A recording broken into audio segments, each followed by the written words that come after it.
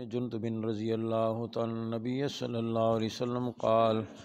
ما منهم من تأخذه النار إلى كعبيه ومنهم من تأخذه النار إلى ركبتيه ومنهم من تأخذه النار إلى حجزته ومنهم من تأخذه النار إلى ترقوبه رواہ مسلم۔ یہ روایات آخرت کے احوال، جنت کی نعمتوں اور جہنم کے عذابوں کے سلسلے میں چل رہی ہے۔ یہ بات ذہن میں رہے کہ جنت کی نعمتوں کو بھی دنیا کی نعمتوں کے ساتھ کوئی نسبت نہیں ہے، اور جہنم کی تکلیفوں اور عذابوں کو بھی دنیا کی تکلیفوں کے ساتھ کوئی نسبت نہیں ہے۔ وہ صرف سمجھانے کے لیے الفاظ ایسے استعمال کیے گئے ہیں تاکہ بندے کو کچھ نہ کچھ سمجھ میں آ جائے۔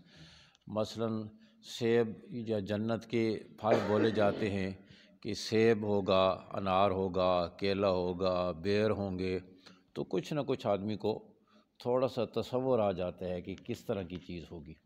لیکن جنت کے پھلوں کو دنیا کے پھلوں کے ساتھ کوئی نسبت نہیں ہے۔ سونا چاندی بولا جاتا ہے تو جنت کے ہمارے ذہن میں تو دنیا کا سونا ہی آتا ہے، لیکن دنیا کا سونا تو مٹی سے نکلا ہوا ہے۔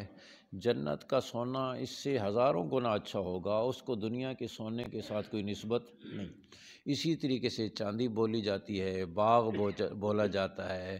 نہریں بولی جاتی ہیں، تو ہمارا ذہن دنیا کی نہروں کی طرف جاتا ہے جو مٹی کے اندر کھود کر بنائی جاتی ہیں۔ جنت کی نہریں ایسی نہیں ہوں گی، وہ زمین کے اندر نہیں بنائی، زمین کے اوپر چلیں گی، ایسے جیسے سڑکوں پر گاڑیاں چلتی ہیں اس طریقے سے زمین کے اوپر چلیں گی۔ تو جنت کی نعمتوں کو بھی صرف تھوڑا سا تاکہ ذہن میں ایک بات آ جائے، ورنہ کوئی نسبت نہیں ہے۔ آدمی وہاں پہنچے گا تو اس کو اندازہ ہوگا میں نے تو دنیا میں جو سمجھا تھا یہ تو نعمتیں اس سے ہزاروں لاکھوں گنا بڑھ کر ہیں، اور ان کی افادیت، ان کے فائدے، ان کی رونق بہت زیادہ ہے۔ اسی طریقے سے جب جہنم کے عذاب بولے جاتے ہیں، جہنم کی آگ بولی جاتی ہے، تو دنیا کی آگ کی طرف ذہن جاتا ہے، تھوڑا سا تصور آتا ہے کہ آگ کیسی ہوتی ہے، لیکن جہنم کی آگ کو دنیا کی آگ کے ساتھ کوئی نسبت نہیں ہے۔ حضور اقدس صلی اللہ علیہ وسلم نے ارشاد فرمایا کہ جو دنیا کی آگ جہنم کی آگ کے 70 حصوں میں سے ایک حصہ ہے۔ دنیا کی آگ جہنم کی آگ کے 70 حصوں میں سے ایک حصہ ہے، اور جہنم کی آگ دنیا کی آگ سے 70 گنا زیادہ ہے۔ صحابی عرض کریں حضور دنیا کی آگ ہی کافی تھی۔ آپ صلی اللہ علیہ وسلم نے پھر وضاحت سے فرمایا کہ جہنم کی آگ دنیا کی آگ سے 70 گنا زیادہ ہے۔ اور دنیا کی آگ میں تصور ہوتا ہے کہ دنیا کی آگ جو اس میں روشنی ہوتی ہے، جہاں آگ جل رہی ہوتی ہے تو روشنی ہو جاتی ہے۔ آپ صلی اللہ علیہ وسلم نے فرمایا جہنم کو 1000 سال تک جلایا گیا تو اس کی آگ سرخ ہو گئی، پھر 1000 سال تک جلایا گیا تو اس کی آگ سفید ہو گئی، پھر 1000 سال تک جلایا گیا تو اس کی آگ سیاہ ہو گئی۔ اب موجودہ حالت میں جہنم کی آگ سیاہ اور کالے رنگ کی ہے۔ اور آپ صلی اللہ علیہ وسلم نے فرمایا کہ دنیا کی آگ کے ساتھ اس کوئی نسبت نہیں۔ اسی طریقے سے سانپ اور بچھو بولے جاتے ہیں تو ذہن دنیا کے سانپ اور بچھو کی طرف جاتا ہے، لیکن فرمایا جہنم کا ایک ایک بچھو خچر جتنا ہوگا، اور فرمایا وہاں کے سانپ کا ایک جو تھوڑا سا زہر اگر دنیا میں آ جائے تو کہا کہ وہ ساری وہ چیزوں کو زہر کے ساتھ بھر دے۔ اور پھر حضور اقدس صلی اللہ علیہ وسلم نے فرمایا وہاں کی نعمتوں کو بھی، وہاں کی تکلیفوں کو بھی کوئی نسبت نہیں۔ آگے روایت آ رہی ہے حضور صلی اللہ علیہ وسلم نے فرمایا ایک آدمی کے بارے میں اللہ رب العزت فرمائیں گے جس نے ساری زندگی دنیا کی عیش و عشرت میں گزاری، راحت میں گزاری، آرام میں گزاری، کبھی کوئی اسے تکلیف نہیں آئی، لیکن اللہ کی نافرمانی کرتا رہا، تو فرمایا اس کو اللہ فرمائیں گے فرشتوں سے اس کو جہنم میں داخل کرنے سے پہلے جہنم میں صرف ایک غوطہ لگوا دو۔ جیسے کپڑا رنگنے والے نا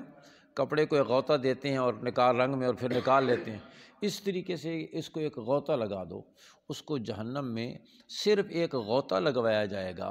اور پھر اس سے پوچھا جائے گا کہ تو نے دنیا میں کوئی دن آرام کا، خوشی کا، راحت کا دیکھا؟ وہ کہے گا یا اللہ میں نے دنیا میں ایک دن بھی آرام کا نہیں دیکھا، ایک دفعہ جہنم میں غوطہ لگوانا اس کو دنیا کے 100 سال کی راحت کو بھلا دے گا، دنیا کے 100 سال کی راحت کو بھلا دے گا۔ اور فرمایا اسی طریقے سے ایک آدمی کو جنت میں داخل کرنے سے پہلے جس نے دنیا میں مشقت اٹھائی، تکلیفیں اٹھائیں، بہت پریشانیاں اٹھائیں، لیکن اللہ کو راضی کرتا رہا، اللہ فرمائیں گے اس کو جنت میں ایک غوطہ لگوا دو، داخل کرنے سے پہلے ایک غوطہ لگوا دو۔ اس کو ایک غوطہ لگوایا جائے گا، پھر اللہ پوچھیں گے دنیا میں تو نے کوئی تکلیف دیکھی؟ وہ کہے گا یا اللہ دنیا میں میں نے ایک دن بھی تکلیف کا نہیں دیکھا۔ جنت کا ایک غوطہ لگوانا دنیا کی 100 سال کی تکلیفوں کو بھلا دے گا۔ تو دنیا کی تکلیف کی بھی کوئی حیثیت نہیں اور دنیا کے آرام کی بھی کوئی حیثیت نہیں۔ تو فرمایا یہ ایک سفر ہے، اور سفر میں بعض اوقات آدمی ریل میں سفر کر رہا ہے، ریل میں سفر کر رہا ہے، ٹکٹ لے کر سفر کر رہا ہے، قانون کے مطابق کر رہا ہے، 3rd کلاس میں بیٹھا ہوا ہے، راستے میں اس کو جھٹکے بھی لگ رہے ہیں، منہ میں مٹی بھی داخل ہو رہی ہے، گرمی سردی کا بھی اثر اس پر ہے، لیکن ٹکٹ لے کر سفر کر رہا ہے۔ اور جب وہ منزل پر پہنچا، کراچی پہنچا، اب اس کو اس کے عزیز و اقارب لینے کے لیے آئے، اور ان کو مل کر وہ خوش ہو گیا، اور انہیں پوچھا کوئی تکلیف؟ کہا نہیں کوئی تکلیف نہیں، بڑا سفر آرام کے ساتھ ہوا۔ اور دوسرا آدمی بغیر ٹکٹ کے سفر کر رہا ہے، سلیپر کلاس میں بیٹھا ہوا ہے، 1st کلاس میں بیٹھا ہوا ہے، لیکن ٹکٹ نہیں ہے، راستے میں ہر سٹیشن پر ادھر جھانکتا ہے ادھر جھانکتا ہے، کوئی چیک کرنے والا نہ آ جائے، کہیں پکڑا نہ جاؤں۔ بظاہر جو دور سے اس کو دیکھ رہا ہوتا ہے وہ سمجھتا ہے کہ بڑا مزے میں ہے، سلیپر کلاس میں بیٹھا ہوا ہے، ایئر کنڈیشن کلاس میں بیٹھا ہوا ہے، لیکن اس کا دل تھک تھک کر رہا ہے کہ پتہ نہیں کب پکڑا جاؤں، کب جو ہے وہ مجھے کوئی دھر نہ لے۔ سفر اس کا اس طریقے سے گزرا، بظاہر دیکھنے والے اس کو آرام میں دیکھ رہے ہیں، لیکن وہ اندر سے پریشان ہے۔ اب وہ کراچی ابھی پہنچے نہیں تھا، حیدرآباد ہی پہنچا تھا کہ چیک ہوا اور پکڑا گیا، اور اس کو جو گرفتار کر لیا گیا۔ اب آپ بتاؤ جو سفر میں اس کی ظاہری آرام بھی تھا، وہ پکڑے جانے کے بعد ظاہری آرام، اصل آرام تو تھا ہی نہیں، جو ظاہری آرام تھا وہ بھی ختم۔ اسی طریقے سے آدمی بعض اوقات دنیا کے اندر عیش و عشرت کی زندگی گزار رہا ہوتا ہے، اللہ کی نافرمانی کر کے، تو اس کے دل کو بھی سکون نہیں ہوتا، پریشانی ہوتی ہے۔ بظاہر آدمی دیکھ رہا ہوتا ہے کہ مزے میں ہے، جیسے وہ بغیر ٹکٹ والا ایئر کنڈیشن کمرے میں بیٹھا ہوا مزے میں ہے، لیکن یہ اللہ کا جو نافرمان ہے اس کا بھی دل پریشان ہے۔ اور اللہ نے فرمایا وَمَنْ أَعْرَضَ عَنْ ذِكْرِي فَإِنَّ لَهُ مَعِيشَةً ضَنْكًا، جو میری یاد سے منہ موڑتا ہے ہم اس کی زندگی کو تنگ کر دیتے ہیں۔ اور ایک مفسر نے اس کو ترجمہ کیا ہے وَمَنْ أَعْرَضَ عَنْ ذِكْرِي فَإِنَّ لَهُ مَعِيشَةً ضَنْكًا، جو میری یاد سے منہ موڑے گا ہم بھی اسے چین سے نہیں بیٹھنے دیں گے، ہم بھی اسے چین سے، علاقے کا SHO ناراض ہو جائے، دفتر کا باس اور افسر ناراض ہو جائے، آدمی اطمینان کی زندگی نہیں گزار سکتا، احکم الحاکمین ناراض ہو جائے گا تو آرام کی زندگی کیسے گزارے گا، خالق اور مالک ناراض ہو جائے گا تو آرام کی زندگی کیسے گزارے گا۔ تو فرمایا ہم اس کی زندگی کو تنگ کر دیں، دنیا میں بھی بظاہر چیزوں میں، راحت میں، مال و دولت میں، کوٹھیوں میں رہ رہا ہے، بنگلوں میں رہ رہا ہے، لیکن اندر اطمینان نہیں ہے، زندگی کا سکون نہیں ہے۔ اور فرمایا پھر آخرت کے اندر تو یہ پریشانی کئی گنا بڑھ کر پیش آئے گی۔ حضور اقدس صلی اللہ علیہ وسلم نے فرمایا سب سے کم عذاب جس جہنمی کو ہو رہا ہوگا اس کو آگ کے جوتے پہنائے جائیں گے، وہ جوتے بھی آگ کے ہوں گے، تسمے بھی آگ کے ہوں گے، اور اس کی وجہ سے اس کا دماغ یوں کھول رہا ہوگا جیسے چولہے پر رکھی ہوئی دیگچی میں پانی کھولتا ہے، اس طریقے سے اس کا دماغ کھول رہا ہوگا، اور وہ سمجھ رہا ہوگا کہ سب سے زیادہ عذاب مجھے ہو رہا ہے، حالانکہ سب سے کم عذاب اسے ہو رہا ہوگا، حالانکہ سب سے کم عذاب اسے ہو رہا ہوگا۔ اور فرمایا پھر گناہوں کی بقدر وہ جہنم کے اندر جو ہے غوطہ کھائے گا، جہنم کی آگ میں، اور فرمایا کوئی ٹخنوں تک، کوئی گھٹنوں تک، کوئی کمر تک، کوئی سینے تک، اور بعض ایسے ہوں گے کہ جن کو بالکل جہنم کی آگ کی لگام لگی ہوگی۔ تو حضور اقدس صلی اللہ علیہ وسلم نے بارہا ترغیب، اور حضرات صاحب چونکہ ہمیں تو اس کا یقین نہیں ہے، ہم تو اس کو ایک قصہ کہانی سمجھتے ہیں، جنت کو بھی اور جہنم کو بھی، چونکہ یقین نہیں ہے اس وجہ سے پرواہ نہیں۔ صحابی رات کو کروٹیں بدل رہے ہیں، بیوی نے پوچھا کہ خیریت تو ہے؟ انہوں نے فرمایا قرآن مجید میں جہنم کے تذکروں نے میری نیند اڑا دی، حالانکہ صحابہ تو وہ ہیں جن کے لیے اللہ نے قرآن میں اعلان فرما دیا وَكُلًّا وَعَدَ اللَّهُ الْحُسْنَىٰ، سارے جنتی ہیں، لَهُم مَغْفِرَةٌ وَأَجْرٌ عَظِيمٌ، ان کے لیے مغفرت اور اجر عظیم ہے، رضی اللہ عنہم ورضوا عنہ، اللہ ان سے راضی، وہ اللہ سے، لیکن اس کے باوجود اتنا خوف۔ حضرت عمر رضی اللہ تعالیٰ عنہ جنہوں نے خود اپنے بارے میں فرمایا جب سے میں نے کلمہ پڑھا ہے گناہ لکھنے والے فرشتے کو قلم اٹھانے کی نوبت نہیں آئی کہ میں نے گناہ کیا ہی کوئی نہیں،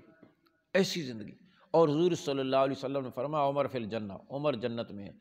لیکن آخری وقت میں جب قاتلانہ حملہ ہوا فجر کی نماز میں اور زخمی ہوئے، ان کے بیٹے نے ان کا زخمی سر اپنی گود میں رکھ لیا، تو بیٹے سے فرمایا بیٹا میں نے کون سا اتنا اچھا کام کیا ہے کہ تم مجھے اتنی عزت دے رہے ہو، میرا سر زمین پہ رکھ دو، میں اپنا سر مٹی میں رگڑوں، اللہ کو میری اس حالت پہ ترس آ جائے اور اللہ میری مغفرت کر دے۔ آپ اندازہ کرو 22 لاکھ مربع میل کا علاقہ فتح کر کے اسلامی سلطنت میں شامل کرنے والا عمر، اور جس کے لیے حضور صلی اللہ علیہ وسلم فرمایا میرے عمر کی نیکیاں آسمان کے ستاروں جتنی ہیں، اور آپ نے فرمایا میرے بعد اگر نبوت کا تاج کسی کے سر پہ سجانا ہوتا تو عمر میں وہ ساری خوبیاں موجود ہیں جو کسی نبی میں ہوتی ہیں۔ آپ نے فرمایا عمر تو جس راستے سے گزر جاتا ہے پھر شیطان اس راستے سے نہیں گزر سکتا، پتہ نہیں کتنی بشارتیں، لیکن فرمایا بیٹے سے میرا سر زمین پہ رکھ دو، میں اپنا سر مٹی میں رگڑوں، اللہ کو میری اس حالت پہ ترس آ جائے، اللہ میری مغفرت کر دے۔ حضرت علی رضی اللہ عنہ پاس موجود ہیں، فرمانے لگے امیر المومنین آپ کیوں اتنی فکر کرتے ہیں، آپ کو تو زبان نبوت سے جنتی ہونے کی خوشخبری مل چکی ہے۔ فرمایا وہ خوشخبری برحق ہے، لیکن اس وقت میں خلیفہ نہیں بنا تھا، اور نامعلوم خلیفہ بننے کے بعد مجھ سے کتنی غلطیاں ہوئی ہوں گی،